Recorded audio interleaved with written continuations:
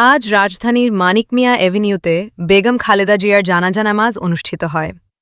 জানাজায় বিএনপির শীর্ষ নেতৃবৃন্দ, বিভিন্ন রাজনৈতিক দলের প্রতিনিধি, কূটনীতিক, সামাজিক ও সাংস্কৃতিক ব্যক্তিত্বসহ সর্বস্তরের মানুষ অংশ নেন।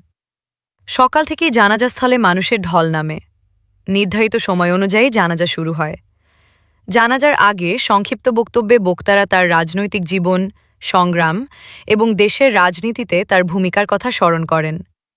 বক্তারা বলেন, খালেদা জিয়া ছিলেন একজন দৃঢ়চেতা রাজনৈতিক নেতা, যিনি বহু প্রতিকূলতার মধ্যেও নিজের অবস্থান ধরে রেখেছেন। জানাজা শেষে মরহুমার আত্মার মাগফিরাত কামনা করে বিশেষ মোনাজাত করা হয়। পুরো আয়োজন শান্তিপূর্ণভাবে সম্পন্ন করতে আইনশৃঙ্খলা বাহিনীর পক্ষ থেকে কঠোর নিরাপত্তা ব্যবস্থা নেওয়া হয়।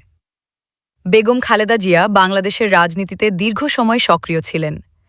তিনি একাধিকবার দেশের প্রধানমন্ত্রী হিসেবে দায়িত্ব পালন করেন এবং একটি বড় রাজনৈতিক দলের নেতৃত্ব দেন। তার রাজনৈতিক জীবন প্রশংসিত হয়েছে। সমর্থকরা তাকে গণতান্ত্রিক আন্দোলনের একজন গুরুত্বপূর্ণ মুখ হিসেবে দেখেন।